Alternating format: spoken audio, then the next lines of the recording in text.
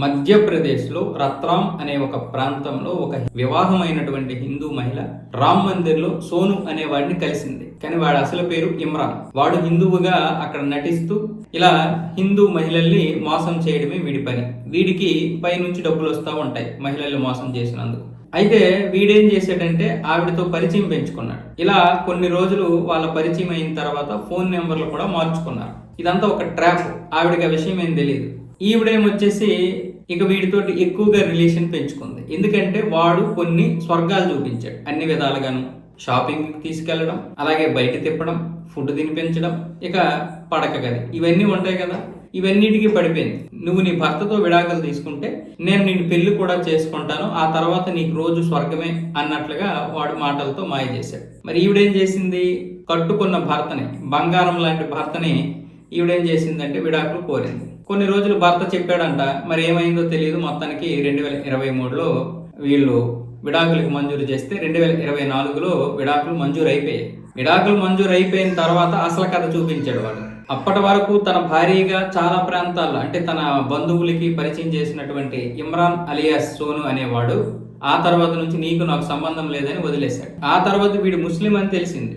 అయినా సరే ఏదో ఒక విధంగా పెళ్లి చేసుకుంటే నా జీవితం బాగుంటుంది కదా అని వాడు వెనకాల పడితే వాడేమొచ్చేసి తన్ని తరిమేశాడు. ఆ తర్వాత పోలీసుల దగ్గరికి వస్తే పోలీసులు కూపి లాగితే వీడి పనే అది. వీడి పని ఏంటంటే వివాహమైనటువంటి వారి చేత విడాకులు ఇప్పించి హిందువులు కుటుంబాల్లో ఇలా చిచ్చు పెట్టడం వీడి పని. ఇప్పుడు ఈవిడేం చేస్తుంది? కేసు అయితే పెట్టింది, కోర్టులో ఈవిడికి న్యాయం జరగవచ్చు జరగకపోవచ్చు, కానీ జీవితం నాశనం అయిపోయింది కదా. ఇప్పుడు తప్పు ఎవరిది? ఇమ్రాన్దా ఈవిడిదే? తప్పు ఈవిడిది. ఇమ్రాన్ లాంటి వాళ్ళు ఉంటారా లేరా పక్కన పెట్టండి. ఫస్ట్ నీకు పెళ్ళయింది, భర్త ఉన్నాడు, పైగా నువ్వు రామ మందిరానికి వెళ్ళావు. అంటే దేవుడి దగ్గరికి వెళ్ళి నువ్వు ఎవడో వేసినటువంటి వలలో పడతావా? అంటే నీ భర్త మీద నీకు ప్రేమ లేదు, అంటే నీకు వివాహ వ్యవస్థ మీద నీకు ఇది లేదు. పైగా వాడెవడో హిందూ అయినంత మాత్రాన వాడితో వెళ్ళిపోతావు. ఇప్పుడు ముస్లిం మనిషి వాడి మీద నువ్వు కేసు పెడతావు.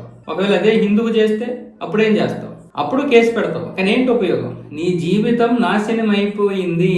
తప్పు ఎవరిదంటే ఈవిడిదే. ముఖ్యంగా మన హిందూ మహిళలకి బుద్ధి బుర్ర ఉండాలి. మీ మెదడేం ఉండదు వీళ్ళకి. వాడు హిందూ అయినా సరే నీకు పెళ్ళయింది, పెళ్ళయిన తర్వాత అక్రమ సంబంధమే మంచిది కాదు. నువ్వు డైరెక్ట్గా విడాకులు ఇచ్చేసావు వాడిని నమ్మి. వాడెవడు, వాడేంటి, వాడి కథ ఏంటి, వాడి డబ్బులు ఎలా వస్తున్నాయి, వాడు ఏం చేస్తాడు, ఒక్క మాట అయినా నువ్వు కనీసం ఒక్క విషయమైనా తెలుసుకోవాలి కదా. తెలుసుకున్నా సరే పెళ్ళయిన తర్వాత మీ బంగారం లాంటి భవిష్యత్తుని ఎందుకు నాశనం చేసుకుంటున్నావు? ఇప్పుడు మన వాళ్ళు ఏమొచ్చేసి వాడిని ఉరేసేయాలి, వాడిని ఇచ్చేసేయాలి. వాళ్ళు ఉన్నదే దానికోసం. వాడు మోసం చేసాడు. వాడిని కేసులు పెట్టడమా లేదా వాడి గురేస్తే మాత్రం మనకు జరగాల్సినటువంటి అన్యాయం జరిగిపోయింది. ఇప్పుడు ఆ భర్త జీవితం నాశనం అయిపోయింది, ఈవిడ జీవితం నాశనం అయిపోయింది. వాడు బాగానే ఉంటాడు, వాడు మళ్ళీ మరో 5 లక్షలు తీసుకొని ఇంకొక ప్లేస్కి వెళ్ళిపోతాడు. ఇక్కడ సోను అయితే అక్కడ భానులాగా నటిస్తాడు, బొట్టు పెడతాడు, తెల్లగా ఉంటాడు కాబట్టి బ్రాహ్మణుడు కూడా అనుకుంటారు. మనకి ఫస్ట్ అవగాహన ఉండాలి కదా. నీ జీవితం మీద నీకే నమ్మకం లేదు కాబట్టి నువ్వు విడాకులు ఇచ్చావు ఈ పనికిరాని భౌతిక ఆనందాల కోసం. ఈరోజు నీ తల్లిదండ్రులు నిన్ను చూడరు, నీ భర్త వదిలేస్తాడు, నీకా ఎలా బ్రతకాలో తెలియదు. ఒంటరిగా బ్రతికితే పరిస్థితి ఎలా ఉంటుందో, పైగా పిల్లలు లేరు ఆవిడికి, అది ఒక అదృష్టం. లేకపోతే పిల్లల జీవితాలు నాశనం అయిపోయినాయి.